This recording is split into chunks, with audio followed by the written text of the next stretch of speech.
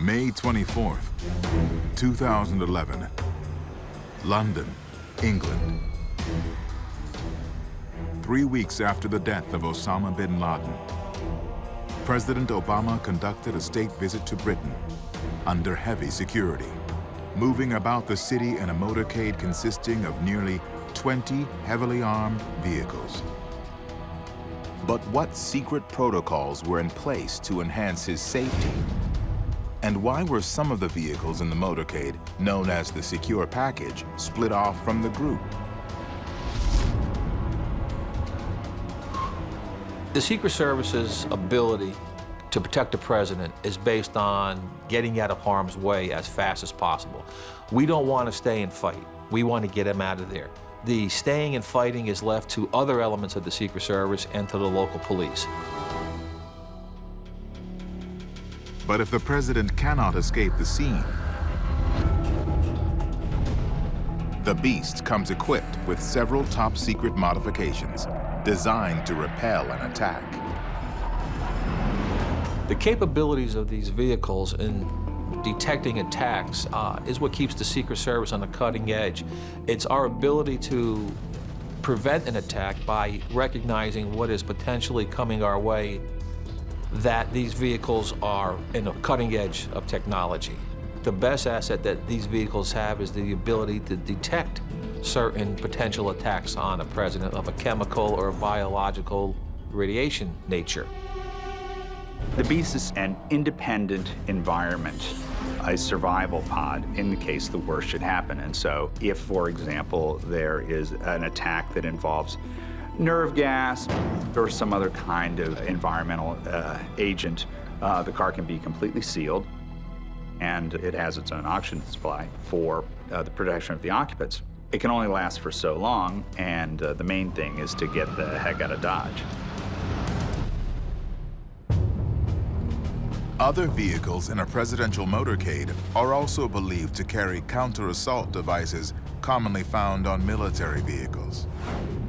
In the president's motorcade, there is also a car that follows the presidential limo, who are the equivalent of SWAT teams, equipped with all kinds of devastating and advanced weaponry.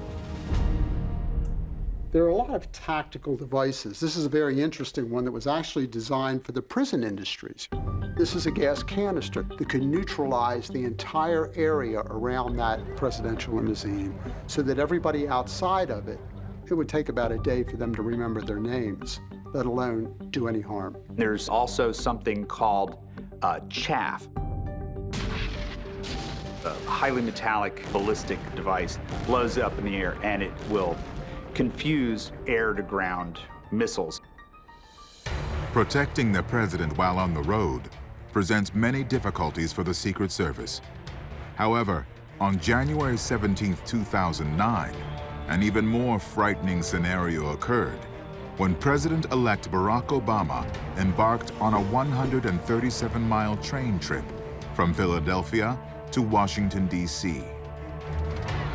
This old-fashioned whistle-stop tour evoked memories of past presidents, such as Franklin Roosevelt and Harry Truman, who made similar trips campaigning across the country. But this nostalgic form of travel left the president to be open to a variety of security risks. This was probably one of the biggest security nightmares for the Secret Service in the modern history of the presidency. Pray for us. God bless you, and God bless the United States of America.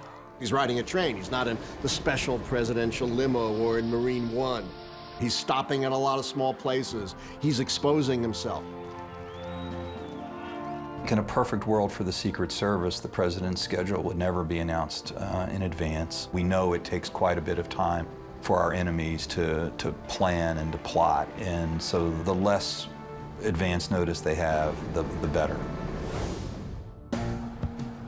Today, it is virtually impossible to move the president without the press, the public, and potential enemies knowing about it. But there was once a time when a president could slip out of the White House and get a little privacy on a luxury yacht called the USS Sequoia.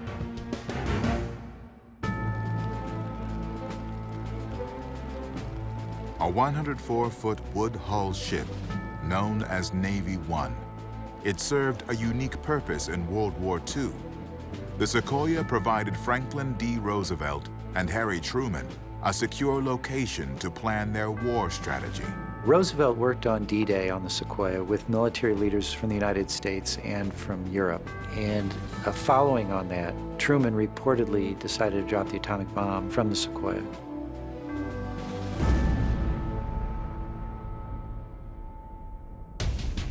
The USS Sequoia was retired from service in 1977.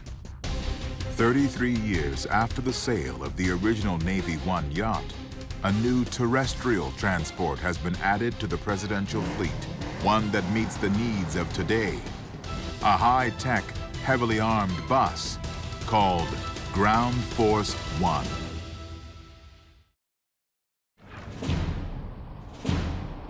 In July 2010, the Secret Service rolled out 2 new additions to the fleet of presidential vehicles, megabuses, known as Ground Force One.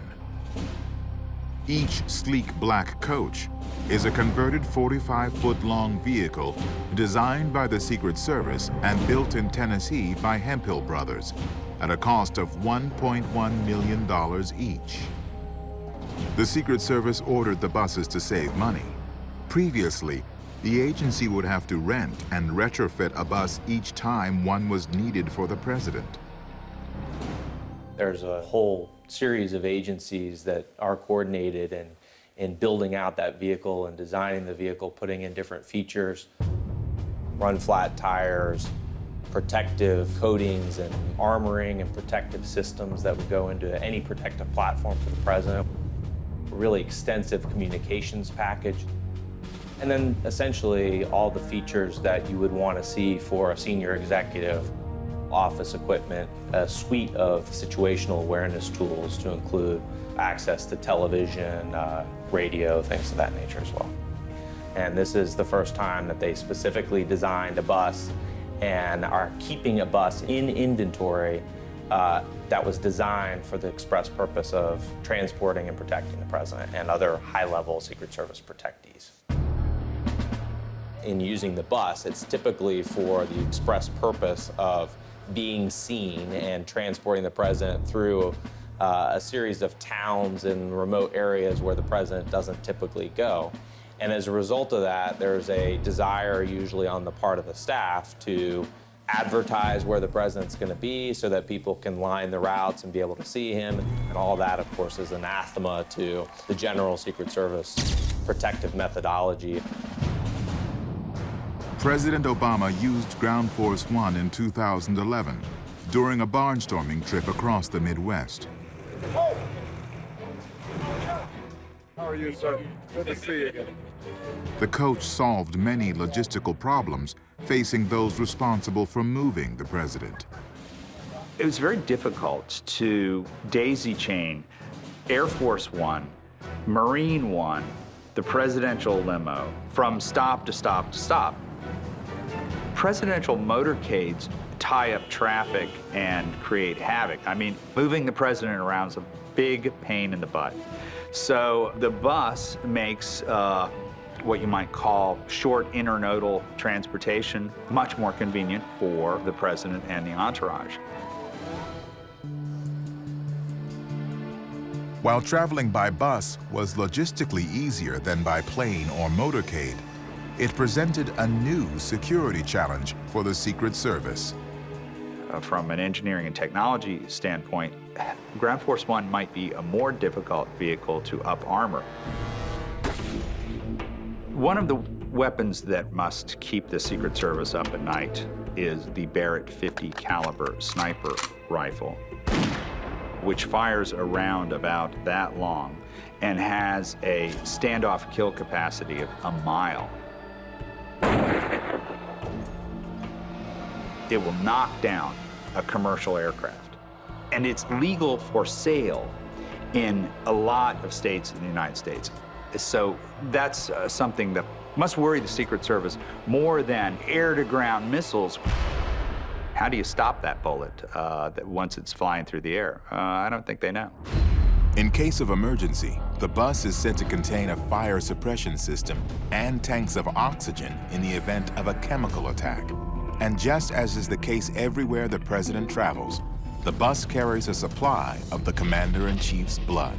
But who has the special skills necessary to operate the massive megabus? Within the Secret Service, there's a specific group of people who do a tour of duty as drivers of the limousine.